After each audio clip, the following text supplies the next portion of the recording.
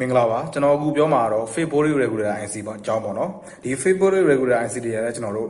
တည်ငြိမ်တဲ့ DC ဘိုးတွေကိုထုတ်ပေးမဲ့ IC လေးပေါ့နော်သူ့မှာကျွန်တော်တို့အပေါင်းပိုအားထုတ်မဲ့ Positive Body Regular IC နဲ့အနှုတ်ပိုအားထုတ်မဲ့ Negative Body Regular IC ဆိုပြီးမှနှစ်မျိုးရှိရပေါ့နော်ဒီအပေါင်းပိုအားထုတ်မှာနဲ့အနှုတ်ပိုအားထုတ်မှာဒီ IC လေးဘယ်လိုခွဲမလဲဆိုတော့ကျွန်တော်သူ့ရဲ့ body ပေါ်မှာကျွန်တော်တို့ကုတ်တွေပေးထားတယ်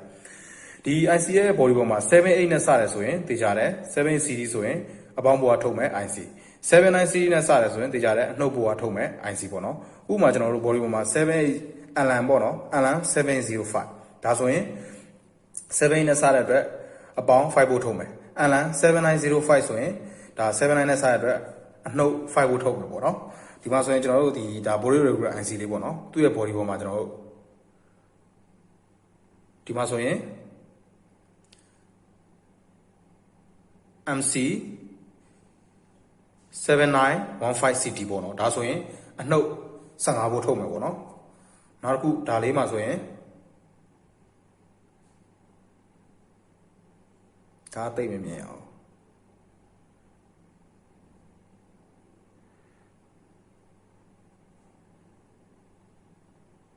ဒီမှာဆိုရင်ကျွန်တော်တို့ AM 715ပေါ့နော်ဒါဆိုရင်အပေါင်း15ဖို့ထုတ်မဲ့ body regular IC ပေါ့နော်ဒီဘိုးအပေါင်း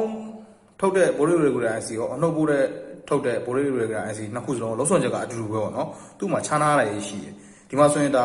ဒီ body regular IC လေးတွေပေါ့နော်ခြေချောင်း၃ချောင်းပါတယ်1 2 3ဒီမှာလည်း1 2 3ဒီ body ပေါ်မှာ7805 7905ပေါ့နော်ဒီ7805ရဲ့အဝင်အထွက်ကကျွန်တော်တို့ပင်1ပေါ့နော်ပင်1အဝင်ဘိုးတွေပြင်မယ်ကျွန်တော်တို့ပင်3ကအထွက်ဘိုးတွေထွက်မှာပေါ့နော်ပင်2က ground ပင်ပေါ့နော်ဒီမှာ79မှာကျွန်တော်အဲ့လိုမဟုတ်တော့ကျွန်တော်တို့ပင်2ကအဝင်ဘိုးတွေပြင်မယ်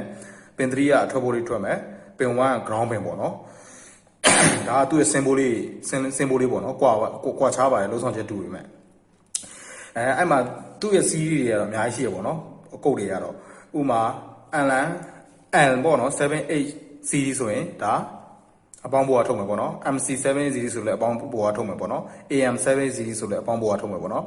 and 79 series ဆိုအနှုတ်ပိုးအားထုတ်မယ်ပေါ့နော် MC 79 series ဆိုရင်အနှုတ်ပိုးအားထုတ်မယ်ပေါ့နော်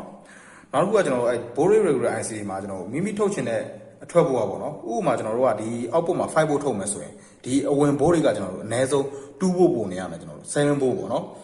သူ့ရဲ့နယ်လို့မရဘူးသူ့ရဲ့နယ်ဒီဘက်မှာအပြည့်မထုတ်ဘူးပေါ့နော်နောက်ပြီးတော့ကျွန်တော်တို့ဒီရဲ့ body regular IC တွေကိုအဝင်မှာပေးနိုင်တဲ့ဘိုးအောက်ပေးရတယ်7ပို့to 36ပို့တယ်ဒါပေမဲ့ကျွန်တော်တို့ကိုလိုချင်တဲ့ဘိုးအောက်ပေါ်မူပြီးတော့အနည်းဆုံး2ပို့ပို့ပြီးပဲပေးမယ်ပေါ့နော်ဘာဖြစ်လို့လဲဆိုတော့အများကြီးပေးရင်လည်းဒီကောင်ကပုံနေတဲ့ဘိုးတွေကိုအပူဖြစ်ဆွတ်ထုတ်တာဆိုတော့ heat ပိုတက်လာနိုင်တယ်ပေါ့နော်ဒီ body regular IC တွေကိုသုံးမယ်ဆိုတော့ကျွန်တော်တို့ heat ဆန်လေးနဲ့တွဲသုံးရမယ်ဒီမှာ body မှာပေါက်လေးပါတယ်ဒါ heat ဆန်လေးတွေကိုနက်တွဲပြီးသုံးပြရမှာပေါ့နော်ဒီ body regular ဆန်မှာပေါက်လေးပါတယ်ဒါနက်တက်မဲ့ဟာလေးပေါ့နော်ဒီ body regular IC တွေကအချမ်းမြင့်ကျွန်တော်တို့သူရဲ့ output ကားတဲ့115 ampere ရှိတယ်ပေါ့နော်နောက်ပြီးတော့ကျွန်တော်တို့ဒီမှာပြထားတာဆို15ဖို့ထုံးမဲ့ဟာလေးပေါ့နော်နောက်တစ်လည်းရှိသေးတယ်ကျွန်တော်တို့Alan 7809အပေါင်း9ဖို့ပေါ့နော်နောက် Alan 7909ဆိုအနှုတ်9ဖို့ပေါ့နော်အဲ့လိုပဲ12ဖို့24ဖို့အဲ့လိုစားစားရှိရပေါ့နော် body regular IC တွေမှာဒါဆိုရင်ဒီ February regular IC အကြောင်းကိုနားလည်မယ်လို့ထင်ပါတယ်နောက်သင်ခန်းစာမှာကျွန်တော် adjustable body regular IC အကြောင်းကိုရှင်းပြပါမယ်ကျေးဇူးတင်ပါတယ်